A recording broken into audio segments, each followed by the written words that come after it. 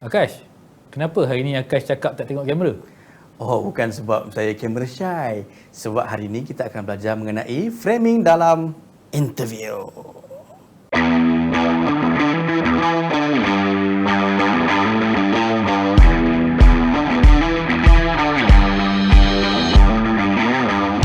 Hai guys, what's up? Assalamualaikum. Kembali lagi dalam program Condenser. Seperti mana yang kita janjikan daripada episod minggu lepas. Kita belajar pasal setup persediaan untuk buat corporate video. Hari ini kita akan fokus kepada cara-cara kita nak setup untuk interview, dan kita akan buat demo sekali macam mana kita nak setup kita punya frame dan bagaimana penemu ramah tu nak bercakap dengan orang yang dia nak interview tu. Jadi kita akan kupaskan semuanya dalam minggu ni. Kenapa kita mulakan hari ini dengan interview adalah bila buat corporate video, interview ni adalah antara elemen yang paling teknik penting lah. yang sangat penting dalam ni. 90% of corporate video yang saya tengok mesti ada satu interview dia punya CEO betul. Ke dia punya pekerja ke, dan juga teknik yang sama anda boleh guna kalau anda juga seorang pembikin filem dokumentari. Betul, dokumentari. Konsep sama ya kan? Konsep sama. Betul. Tapi filem ada juga, macam cerita hantu yang di bank tu kan. Dia buat juga. Dia buat macam tu juga. Tapi boleh katakan shot dia lebih kurang sama saja, dokumentari ke, corporate video ke, ataupun interview video kahwin ke, sama je shot dia. Dan hari ni kita nak fokus lebih kepada one on one interview lah. Betul, ya. Seorang. Bila saya akan mengambil tempat, saya mengambil watak sebagai penemu ramah dan Akash akan jadi orang yang ditemu ramah. Betul. Dia CEO hari ni. CEO. Jadi kalau nampak di sini position yang kita set hari ni adalah untuk seorang. Dia possible ke kalau kata untuk satu-satu interview tu dia dua orang? Possible. Tapi saya kalau boleh bila buat seorang dua orang ni jangan buat untuk bila include, kalau macam minggu lepas kita cakap tentang corporate video. Dan corporate video mesti ada elemen dalam skrip di mana terdapat peluang untuk menceritakan misi dan visi syarikat. Dan orang itu adalah usually dia punya owner orang ataupun CEO lah. Orang paling atas lah. Dia pegang vision. So kalau kita nak buat, saya tak syorkan buat dua orang. Kalau nak buat dua orang boleh, tapi buat untuk mungkin yang supporting cast lah. Maksud kata yang kalau kata point yang betul-betul mendalam, orang-orang atas lah. Usually dua orang ni usually kita nak menunjukkan ada relationship. So kalau tengok ada tak video kenduri, video wedding. Ada juga yang buat style interview. Dia akan interview pengantin lelaki asing, pengantin perempuan asing. Mula-mula nak bercerita lah tentang pengalaman cinta dia. Sama juga dalam video corporate nak bercerita tentang visi dia. Tapi seorang dulu. Jadi elemen story tu bertumpu kepada idea dia sahaja. Bila dia letak dua orang, kadang-kadang pakcik atau makcik akan bersembang tentang couple ni, ataupun bila couple tu dah sekali nak menceritakan lebih kepada relationship antara dua orang tu, baru sesuai kita buat interview secara dua. Maksud kata dia orang kata dia ada makna lah untuk shot tu. Maksud kata kalau kata seorang adalah fokus kepada dia, kalau kata dua orang tu lebih kepada relationship apa, orang kata apa, penggabungan antara dua karakter ni membantu membina company tu. Betul. Macam itulah. Okay. Jadi kita terus pergi kepada teknik apa yang kita sampaikan dalam opening scene tadi. Dan apakah teknik hari ni? Betul. Jadi kalau kita lihat setup dekat sini, kita taklah setup sepenuhnya dengan full lighting. Kalau ikutkan memang ada set dengan lighting, dia punya depth dia. Tapi hari ni kita ada satu kamera. Lighting dalam studio dah ada. Cuma dari segi cinematic look tu lah dia tak ada lah. Kita buat sebaik mungkin, tapi menggunakan cinema camera C100 yang kita ada dalam studio. Saya menggunakan hari ni cinema lens dengan aperture, saya pakai aperture besar iaitu 1.5 manual. Kita gunakan kita punya Samyang lens. Ini 50 mm. Okey. Jadi kalau kita pergi kepada shot tadi, saya explain firstly adalah pasal setup. Kalau tengok setup yang saya ambil di sini, okey, saya letak kamera agak rapat dengan Akash. Kamera lens 50 mm. Okey. Kalau nak tahu kenapa 50mm prime lens ni adalah penting, sila tonton episod kita yang pertama. Yang pertama saja. Kita bercerita pasal lens. Kita bercerita tentang kamera lens dan mengapa 50mm cantik. Dan kalau anda tengok kenapa cantik, sebab kita pakai lens 50mm. Betul. Okey, 50mm ni senang cerita adalah lens yang paling dekat dengan mata kita. Sesuai. Dan kenapa muka Akash rapat? Okey, ini adalah kita boleh buat dua framing. Saya akan tunjuk framing yang kedua lepas ni. Okey, tapi saya nak pilih yang ni sebab Hari ni Akash akan menceritakan tentang dia punya visi, satu yang emotional. Jadi bila kita close up kepada Akash, betul. okey, kita kena kita dapat menceritakan dengan mimik muka yang lebih jelas, nampak dia Sebab punya emosi. dalam bila orang bercerita pasal tu, dalam shot-shot macam inilah yang akan lebih jelas emosi dia. Dan kita akan sekarang ni dalam live shot tak boleh, tapi kita akan buat in post. Kita akan letak rule of third. Apa yang saya nampak sini, kalau anda bayangkan kita akan buat lukis garisan nanti dalam post. Betul. Tengok tak, mata dan hidung Akash, tengah-tengah mata tu berada di garisan atas, cross line antara garisan atas dan garisan kanan dalam kita punya rule of third grid. Okay. Now, interview macam saya cakap minggu lepas. Okay. Bila saya bercakap tentang interview, saya telah bercakap tentang bagaimana saya nak design the interview. Okay. Kalau macam orang macam Akash ni seorang yang dah biasa cakap depan kamera, kita boleh buat shot dia macam ni. Saya akan cakap, okay Akash, let's say lah kita nak bercakap tentang impression. Ya. Okay, apakah yang misi dan visi tentang impression? Akash, sila explain. Jadi visi dan misi kita ialah untuk membantu semua yang berada di luar sana untuk kita enhance dia punya produk. So apa yang kita buat di sini, saya pandang kamera Pandang kamera. Ini first shot kita buat pandang kamera. So misi kita ialah untuk membantu mereka untuk enhance dia orang punya produk dengan apa yang kita sediakan dekat kita punya studio lah. So basically dekat sini kita akan sediakan dari segi production. Anda hanya perlu bawa konten anda sahaja dan kita akan bantu anda untuk memperbaiki, menghebatkan lagi anda punya konten. Itu visi dan misi kita. Jadi kalaulah kata anda punya subjek tak berapa boleh bercakap dengan depan kamera. Bila saya cakap depan kamera ni, maksudnya dia tak boleh menyampaikan ayat dengan cantik sangat lah. Kalau memandang kamera. Dia tak flow. Sebab cakap kamera ni bukan senang, bukan semua orang boleh buat. Memang kalau tengok TV3 apa RTM punya newscaster tu, saya respect. Sebab dia boleh emote menggunakan walaupun bercakap dengan kamera. Betul. Okey. Kebanyakan kita tak boleh sebab kita bukan orang broadcaster. Betul. Jadi kebanyakan subjek anda mungkin akan ada masalah. Jadi teknik yang kedua adalah bercakap dengan interviewer. Jadi saya sebagai interviewer, okey, Akash akan lakonkan sikit watak orang yang tak reti cakap depan kamera dan saya bercakap dengan saya. Okay. Jadi saya akan pandang. Saya akan cakap kepada subjek saya, okey Akash, don't worry about the camera. Pandang saya. You are only talking to me. Jawab seikhlas mungkin, sebaik mungkin dan sependek yang mungkin. Dan kita akan pilih shot yang sesuai dan kita akan edit. You don't worry. Kerja kita adalah untuk memastikan you look good. Itu kerja saya. Jadi bila cakap dengan saya. Alright. Okey Akash, boleh tak bercerita sikit dengan saya tentang apa itu impression dan digital content center? Apa itu impression dan digital content center? Sebagaimana yang anda dengar, nama branding itu sendiri, impression. Kita nak impress orang, kita nak impress kita punya klien supaya klien kita boleh impress dia punya klien. Dia macam itulah. Impression itu sendiri, title impression itu sendiri adalah kita bagaimana dengan apa yang kita sediakan di dalam studio kita ni, kita nak impress dia. Okey. Jadi apa yang nampak situ tadi adalah Akash bercakap dengan saya. Jadi dia panggil off camera lah. Dia memandang off camera, jangan pandang sini. Jadi itu adalah satu teknik anda nampak dan kenapa kebanyakan video corporate kalau anda buat, dia tengok off camera. Sebab bila dia bercakap dengan saya, dia dah lupa dah pasal kamera. Jadi teknik-teknik interview lah yang saya gunakan usually. Okey, kita sembang dulu. Berlakon sikit bagi cameraman ni, berlakon sikit, buat macam tengah setup, padahal dah ready dah. Cakap bagi you rasa relax dulu, apa semua, ceritakan sikit. Okey, ready to roll, baru kita roll. Masuk kata sembang tu nak bagi panas dulu. Kita nak panas dulu kan. Kita nak dapatkan emosi yang cantik daripada ni, especially bila buat close up. Okey. Alright. Jadi memang penting juga untuk orang yang nak menemu ramah tu, dia macam pancing ikan lah. Dia kena pandai pancing lah dia punya orang tu supaya keluarkan apa yang terbuku di hati dia. Interviewer skill bagi saya adalah sebenarnya yang membuatkan video cantik. Kamera crew, lens dah pasang, dah tahu dah framing, semua video sama. Kan macam kita tengok di sini apa yang kita set untuk Akash.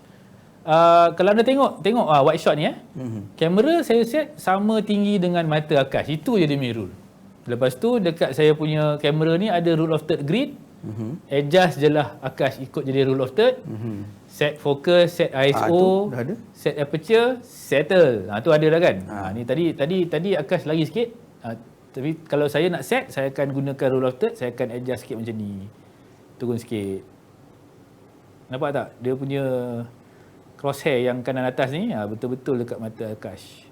So dapatlah satu shot yang lebih cantik. Bila Akash pusing dah, sebab tu dia kena set. Kan? Bila dia dah lagi sikit, itu rule of third. Nak adjust sikit ke kanan boleh, tak ada masalah. Tapi jangan sampai macam ni. Jangan sekali-kali buat macam ni, lepas tu pandang ke sini. Itu macam boleh. Nampak macam watak jahat. Dia nak sembangkan siapa tu? Kan? Sebab negative space, anda tengok yang colour hijau belah kanan tu kan, mungkin nampak macam stressful sikit. Betul. Anda punya situation. Jadi penting ya. Jadi dia, tapi taklah anda sampai ke tahap nak kena lukis dekat anda punya viewfinder tu. Semua kamera ada. Kalau dah pakai DSLR, tak silap saya iPhone pun ada. iPhone pun ada. Tak ada masalah. Okay. So apa saya buat sekarang ni, kalau tengok tadi kalau saya sebagai director, saya tengok bukan hanya interview apa dia cakap, saya tengok juga Akash cakap macam mana. Akash ni dia suka cakap menggunakan tangan. Okay. Jadi advantage bila shot pakai 50mm, jangan fokus sangat pada kita punya lens ni sebab lens ni hanya framing sahaja. Okay. Kalau saya nak jadikan shot tu wide sikit, mungkin saya dapat kurang emosi muka, tapi saya mendapat banyak emosi daripada pergerakan badan dan tangan. Jadi saya akan tukar sikit kita punya lens ni. Kita akan gunakan lens 35mm dan anda tengok dia punya perbezaan di sini.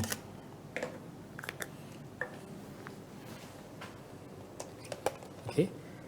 Sebenarnya kalau tadi tak pakai 50mm boleh pakai 50mm, tapi saya boleh just tolak balik kamera ke belakang, tapi dia terkeluar daripada kita punya framing untuk main studio kita pula. Kan?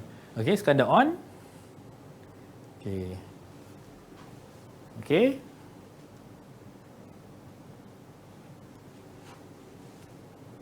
Bila sebab aperture buka habis. Okey, kita tengok. Saya buka 1.82 lah Fokus. Okey, kita buka balik roll of third. Kita tengok. Okey, framing saya adjust sikit. Okey, kalau saya tak berpuas hati sangat, so saya akan tarik sikit kamera ni ke belakang. Supaya saya boleh dapat sikit lagi body. Okey, saya dah adjust rule of third lebih kurang macam tu. Akash duduk diam Ya. Alright. Okey, lebih kurang begitu. Okey, framing tu cantik. Okey. Sekarang ni ada masalah sikit. Anda tengok kita punya frame dah start nak jadi kosong. Sebab dah buka. Okey. So kita ambil ini Siti punya painting Ya, betul. Okey. Sebagai contoh, saya letak sikit untuk penuhkan framing ni. Saya letak sikit. Okey. Ini lukisan daripada Siti. Jadi ada tengok seni Siti hari Khamis. Okey. Satu lagi saya letak mikrofon Rode yang kita selalu ada untuk memenuhkan space di belakang Akash. Supaya ada texture sikit. Okey. Lighting saya tak sebab set. Kalau anda tengok saya pasang lampu panjat bubung, mungkin rasa lambat sikit lah. Okey. Jadi ini adalah setting. Saya nampak dah ada penuh sikit texture dalam frame. Ni saya letak je. Mungkin kena susun bagi cantik sikit lah. Sebab penting juga tekstur kat belakang ni, sebab tekstur ini juga yang akan membantu, satu yang dari segi yang depth yang kita buat tu lah kan. Satu lagi dia akan mengasingkan antara orang yang interview ni dengan subjek ni. Betul. Dengan apa kat belakang kita. So akan nampak lebih jelas lah. So saya akan set, hari ni saya nak pakai main kasar sikit. Saya main aperture 1.5. Kalau tengok dia punya brightness dah naik, meter saya pun dah meletup ni. Saya kurangkan sikit ISO. Okey. Okey, itu adalah kira. Kalau tengok meter, saya rasa macam okey kot. ISO sekarang saya 500. Ni pun okey. Alright, saya sukalah shot ni. Now, last kali adalah fokus. Okey, fokus saya dah set 1.5. Now, nak tengok subjek saya iaitu Akash. Adakah berada dalam fokus yang betul? Saya akan magnify. Dia berbeza pada kamera. Kalau phone saya tak pasti. Oh, untuk yang buat yang fokus tapi untuk kalau anda pakai kamera Canon ataupun Sony ke, dia mesti ada satu magnifying function di mana saya magnify Akash. Okey, dia tak nampak kat sini. Dia tak keluar Tapi saya boleh magnify di sini dan saya tengok mata Akash. Saya just fokus. Clear tak clear? Tidak tadi macam ni. Kan? Sekarang ni saya adjust supaya mata Akash is in focus. Cakapkan balik yang pasal magnifying. Okay. Alright, so tadi Akash mungkin blur. So apa anda akan buat, saya akan magnify. Magnify maksudnya bagi rapat sikit. Okay.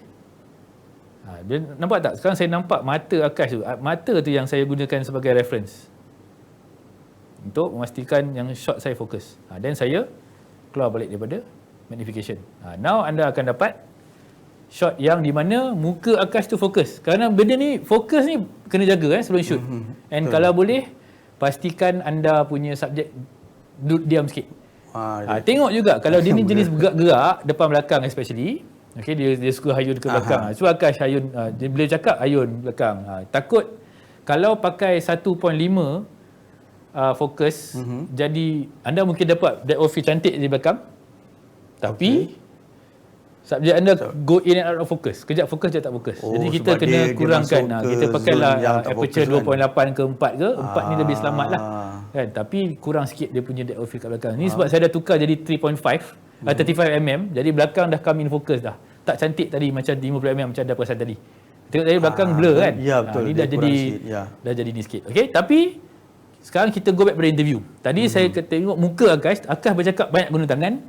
Tapi tak nampak tangan sebab saya close up sangat. Okay. So bila saya set, saya kena pusing balik nak duduk ni. Okay, saya akan buat benda yang sama. Tapi ada tengok impact dia kepada shot. Dan adakah bila ada tengok Akash bercerita tentang impression, adakah anda rasa dia lebih telus dan ikhlas? Tulus dan ikhlas. Bukan telus, tulus. Telus pun boleh juga. Boleh, telus pun penting. Okey? Kita cuba. Okey? Akash, sila ceritakan sikit tentang impression. Jadi kami di Impression sejajar dengan nama Impression itu sendiri, kami nak impress kami punya klien dengan cara kami menghasilkan, kami menyediakan perkhidmatan yang tip-top kepada klien-klien kami. Okey, so nampak tak dengan pergerakan tangan Akash macam saya memang suka gerak tangan. Jadi shot untuk saya yang sesuai adalah mid shot. Walaupun nampak perut besar tapi lebih ikhlas, hopefully lah. Ikhlas dan tulus. Ikhlas itu penting. Okey. Jadi itu adalah secara kau tengok apa yang saya cakap hari ini adalah kita punya interview walaupun benda yang simple, satu kamera, satu subjek, dua kursi. Input yang kita gunakan adalah satu technical, satu story. Saya sebagai director, saya kena pastikan yang saya punya technical okey. Kalau saya ada budget, hire lah seorang DOP.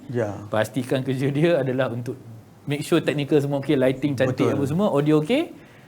Dan kita fokus kepada interviewing. Betul. Macam saya dah biasa buat kamera, budget low budget filem. Jadi dah biasa dah untuk buat pakai two hats in one project. Apa saya buat adalah pastikan yang story saya bergantung kepada subjek. Betul. Sebab bagi saya yang penting ni secara peribadilah, technical ni satu hal yang lain. Kalau kata technical tip top tapi story tu kita gagal keluarkan, susah juga. Jadi benda ni kena balance lah. Tapi kalau pendapat saya sendiri, technical tu bawah sikit, story tu paling penting. Once dia dah dapat story yang baik, confirm anda punya corporate video tu akan hasil dengan baik lah. Tak ada guna kalau ada CGI, ada action, tapi cerita kan keluar title bagai apa tapi story tak ada. So paling penting story. Jadi itu antara skill yang kita titik beratkan lah dalam kita punya episod hari ni. Satu saya nak tambah adalah kalau anda nak hire satu company untuk buat video corporate, anda sebenarnya boleh membantu tim yang anda hire ni untuk bekerja dengan lebih efektif kalau anda faham story ni juga. Jadi kalau anda tahu macam nak pastikan yang anda punya brand keluar, anda dah rehearse, anda punya CEO pun dah faham soalan-soalan akan keluar, dia akan berada dalam posisi yang lebih baik untuk memudahkan kerja. Betul. Dia kadang-kadang adalah klien, dia akan cakap okey, korang aku dah bayar, korang buat semualah. Memang dia buat semua, tapi jangan ingat, jangan lupa produk itu masih lagi produk anda. Dan kita sebagai corporate video filmmaker ni, kita memang kena buat research. Tapi research kami walaupun seminggu 2 minggu tak boleh menggantikan pengalaman anda yang mungkin dah lama 10-20 tahun. Ya, betul. Jadi benda tu adalah penting. tolong mereka supaya mereka boleh buat kerja cepat dan kalau kerja dia cepat, kerja dia efektif, dia boleh rendahkan kos. Yep. Itu antara key point yang je lah. anda pun juga akan untung. Betul. Sebab macam yang saya pernah katakan dulu lah, mudahkan kami untuk mempermudahkan kerja anda. Itu je lah. Itu dia punya konsep dia. Win-win situation. Kami macam kami di Content.my ataupun di Impression, kami sebenarnya juga berfikir, fikiran kami adalah kami adalah tim anda yang anda hire untuk bulan tu. Jadi kami bekerja untuk anda, kami adalah staff anda dan kami nak terbaik untuk syarikat kami sendiri. Betul. Iaitu anda lah. Ya. Jadi macam staff biasa kalau tak bagi explanation, tak bagi direction, tak bagi arahan yang betul, kami pun susah nak bekerja. Akan buat kerja yang tak betul. Dia bukan tak betul, dia setakat mana yang kita tahu lah. Macam tu kan. Betul. So itu adalah tips kami lah untuk kalau anda nak mencari syarikat yang buat video, cari syarikat yang boleh buat story yang baik dan boleh diintegrasikan ke dalam tim anda sepanjang projek berlangsung. Betul, itu adalah fakta, bukan auta. Jadi itu sahaja yang kita kongsikan hari ini dengan anda semua mengenai cara-cara, bukan sahaja kita nak set up kamera, tapi cara nak menjadi seorang penemu ramah yang baik. Bagaimana kita nak dapatkan story daripada klien kita supaya apa yang kita hasilkan tu sampai bukan sahaja kepada audiens, tapi apa sahaja yang klien kita nak pun sampai. Jadi itu yang paling penting sekali. Jadi jangan lupa singgah ke laman web kami di www.content.my untuk melihat bukan sahaja program Condenser, banyak lagi program-program yang lain yang anda boleh tonton, yang anda boleh share, like dan subscribe. Dan jangan lupa untuk tinggalkan komen sekiranya ada apa-apa cadangan ataupun penambahbaikan, ataupun kalau anda nak datang ke studio kami ataupun anda ada apa-apa yang anda sendiri nak kongsikan pun boleh tinggalkan nombor telefon, kami akan hubungi anda. Jadi dan jangan lupa juga singgah ke laman web www.impressiondcc.com.my untuk anda melihat kelengkapan studio yang kami sediakan untuk anda. Jadi jangan lupa jumpa lagi di minggu depan dalam program Condenser. Assalamualaikum. Bye bye.